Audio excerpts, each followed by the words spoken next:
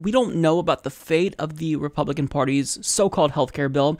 We also don't have all of the details about the bill itself, but we know enough to understand that if this does pass, it would be an unmitigated disaster. So obviously, the Democratic Party being the main opposition party to the Republicans, they have to fight with everything they've got. They've got to fight tooth and nail to make sure that this doesn't go through, because this would be a bill that harms the American people. Now, thankfully, they've actually done a relatively good job at trying to fight this bill. So, for example, they recently staged an all-night protest, and they held the Senate floor and talked about why this bill is bad and dangerous for the American people.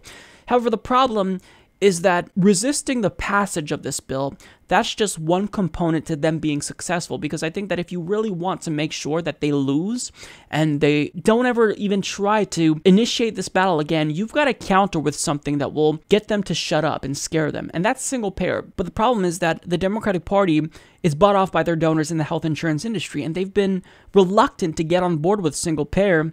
And hell, most of them, they're not even willing to endorse a public option, let alone single payer. So it's frustrating that they're really waging a war on one front when they should be waging it on all fronts. And the other component of resistance, I think, is pushing single payer relentlessly. But nonetheless, I mean, I will give them credit where credit is due, because they are, in fact, trying to defeat this bill, and that's a good thing. But when it comes to single payer, even the most progressive senators in the country haven't officially got on board. I mean, Bernie Sanders introduced a healthcare bill in 2013 called S-1782, which would create a single-payer healthcare system, and it has zero co-sponsors. So even Elizabeth Warren and Jeff Merkley did not get on board. However, recently, they've had a change of heart, and both Jeff Merkley and Elizabeth Warren have come out swinging in support of single-payer. So they are now doing something that I think is really strong, it's really powerful, and is the ultimate antidote to the poison that is this Republican healthcare bill. So I want to say this: we not only need to save what we have and not go backwards, we need to create a better healthcare system. Virtually every country in the world says, as a right of citizenship, you have the opportunity to have affordable, quality health care, and by the way, basically free health care for basic services. How about if we have Medicare for all here in America? So make no mistake about it, that right there is the most effective way you are going to stop this bill from going through. You not just fight it and vote against it, but you say, we are now actually moving the goalpost. We're going to be pushing for single payer. And I think that that is the smartest thing you can possibly do. Now, also, Elizabeth Warren. So she recently had a discussion with Bernie Sanders about the GOP healthcare plan. And initially, I was really apprehensive about watching it, because I just knew that I would be disappointed in Elizabeth Warren. And, you know, it would be a milquetoast discussion about healthcare in general, and that she wouldn't actually make an endorsement for single payer. But I stand corrected. Towards the end of the video, she came out in support of single payer. But I agree that now is the time to put on the table the fundamental question, move to single payer. I think that the American people have seen in what's unfolded around healthcare over the last 8 years that healthcare isn't a privilege, that healthcare is a basic human right. And I think we've got a lot more support nationally to move to a healthcare system that works for everyone. And let me just say, I will be introducing, as I have in the past, a single-payer system. And the reasons are pretty obvious. Number one, I happen to believe, you happen to believe, that healthcare is a right for all people. Number two, it is absurd that the function of our current healthcare system creates a situation where the drug companies and the insurance companies and the medical equipment suppliers make unbelievable profits, okay? And we end up spending at least twice as much as any other country on earth per capita. What sense is that?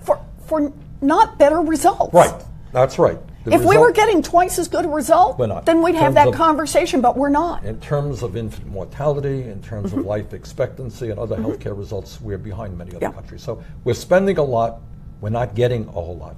And I think we have got to move toward a Medicare for all single-payer program. So we'll work together on that. So look, as someone who's been incredibly critical of Elizabeth Warren, but also, you know, has praised her on many occasions, I'll give her credit where credit is due. This is a gigantic step in the right direction, and her and Jeff Merkley are now on the correct side of history.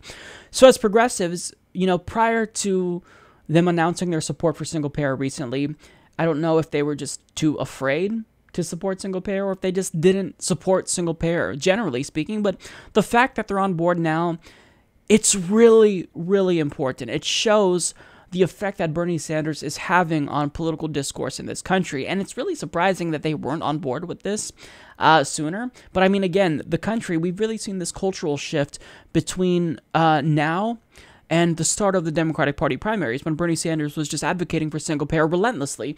So this is huge. This is really, really good news. It shows that there is hope for us to actually get a single payer system in the near future, because we now have some of the most progressive senators in the country advocating for it. And when you also take into consideration the fact that a majority of Democrats in the House of Representatives have now co-sponsored H.R. 676, which is John Conyers' bill that would solidify a Medicare for All system permanently, things are looking up. Things are looking up for progressives. It looks like single payer, it's not something that's unattainable anymore. It's actually a real possibility.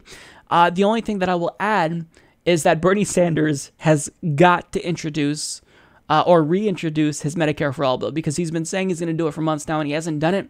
And grassroots activists, we've got to have an actual bill. We need something that's tangible, because when we petition senators at town halls to support Medicare for All, we can't tell them to co-sponsor a particular bill. But if you actually introduce a bill and we say co-sponsor this specific bill, S 1782, then I think that will actually empower us at the grassroots level. So Bernie, chop chop, let's make it happen. Release or reintroduce the bill.